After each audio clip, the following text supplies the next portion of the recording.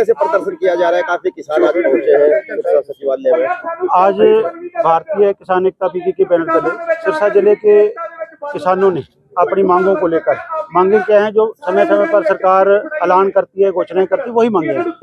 माननीय मुख्यमंत्री जी ने कहा था कि जो खरीफ 2025 में भारी जल भराव से, भारी बरसात से और बाढ़ से, चाहे वो हिसार घग्गर डैम की तबाही हो, चाहे घग्गर नदी की तबाही हो, उससे जितनी भी फसलें बर्बाद हुई है पूरे हरियाणा की और भी उधर टांगरी नदी से, दूसरी नदियों से जो भी चीजें, जितनी फसल बर्बाद हुई उस फसल को जो मुआवजा है दिवाली से पहले जारी कर दी गई। आज तक वो जारी नहीं किया गया। उसके साथ जो खरीफ 2024 में जो फसल हमारी खराब हुई थी उसके लिए जो बीमा क्लेम दिया गया था उसमें से 25 गांव अभी तक भी रहते हैं, उन पर ऑब्जेक्शन लगा दिया गया था जो कि चंडीगढ़ तक अभी तक जो नहीं हुए हैं। तो साथ ही जो मुआवजा है खरीफ 2020 में जो व्हाइट फ्लाई से नरमे की फसल बर्बाद हुई थी, तो 4 तहसीलों का मुआवजा अभी भी जो 4 हमारे तहसीलें हैं उसमें गोरीवाला है, डबवाली है, कालांवाली है, सिरसा का कुछ हिस्सा है,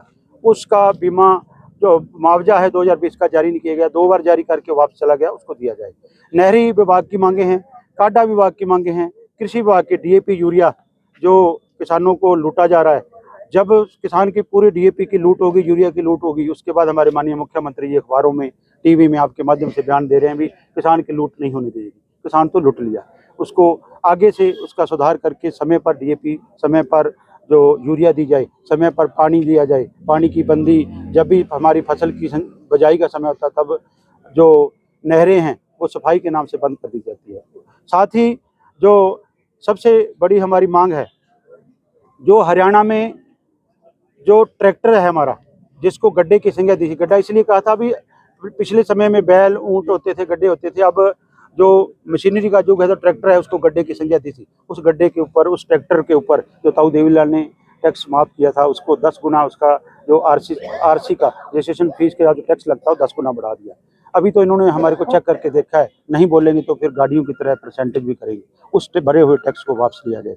धान घोटाला हुआ है पूरे हरियाणा में, सिरसा में भी फग्गू मंडी के साथ कई मंडियों में धान घोटाला हुआ है। उस धान घोटाले की उच्च स्तरीय जांच करके जो अधिकारी है संबंधित उनके ऊपर कार्रवाई की जाए। जो मिलर हैं, जो शेलर वाले इसमें संबंधित हैं, जो एजेंसी है, खरीद एजेंसी है, उसके ऊपर कार्रवाई करती हुई खाली उन पे ऊपर कार्रवाई ना की जाए।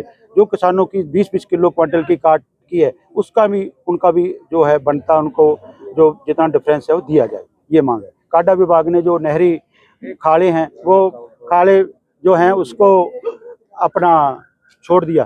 खाले आधे को 1.5 साल से छोड़ा हुआ है, कोई 2 साल से छोड़ा है, कहते फंड नहीं है। बहुत सारे चराज के खाले हैं, कुक्यावाली के हैं, एक हमारे खाई शेरिक में खाला बनाया गया, उसके नक्के बनाए, किसी ने शिकायत कर दी, उसके सारे नक्के बंद कर दिए। ऐसा काडा विभाग ने काम कर रखा है। काडा की जो पानी वाली डिग्गी है उसका कई सालों से बकाया है। बागवानी विभाग का जो बागवानी लगाई थी 2020-22 में, 22-23-24 में, उसके जो पौधों की सब्सिडी है वो रुकी हुई है।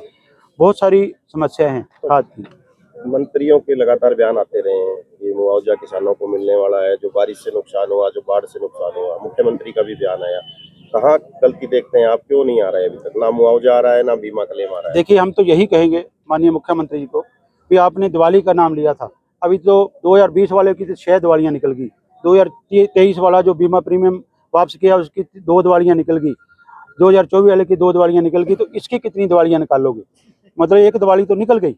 आपने दिवाली बोला था लेकिन आपने सन नहीं बोला, कौन से सन में देंगे। हम आपसे अपील करते हैं पूरे किसानों की ओर से, पूरे हरियाणा के किसानों की ओर से, माननीय मुख्यमंत्री जी, कोई तो एक वादा तो किसानों के प्रति, आप किसानों की बात करते हैं, किसानों की हर माननीय प्रधानमंत्री, आपका कोई मंत्री किसानों से ही बात शुरू करता है और सबसे ज़्यादा टारगेट भी किसानों को करते हो, तो इस किसानी के लिए आप जरूर काम करते हो। DKE की तरफ से क्या अल्टीमेटम आज प्रशासन को दिया जा रहा है? देखिए, अभी प्रशासन को बुलाया है, अभी डीडीए साहब आएंगे, वो क्या कहते हैं, काडा विभाग आएंगे, DRO साहब आएंगे, बागवानी वाले आएंगे, वो कितना समय मांगते हैं, उसके बाद हम अपने किसानों से राय मशवरा करके अगर वो उस समय पर हमारा हल नहीं करते हैं तो यही हमारे डंडे और दरियाँ तैयार हैं। हम फिर पक्का जमावड़ा लगाएंगे जब तक हमारा जो बीमा क्लेम और मुआवजा संतोषजनक जवाब नहीं मिला तो धरना भी शुरू हो सकता है। खाली जवाब नहीं, वादा और डेट के साथ, टाइम के साथ हम अगर मिलेगा तो ठीक है, नहीं तो हम धरना जो है आने वाले समय में जो समय देकर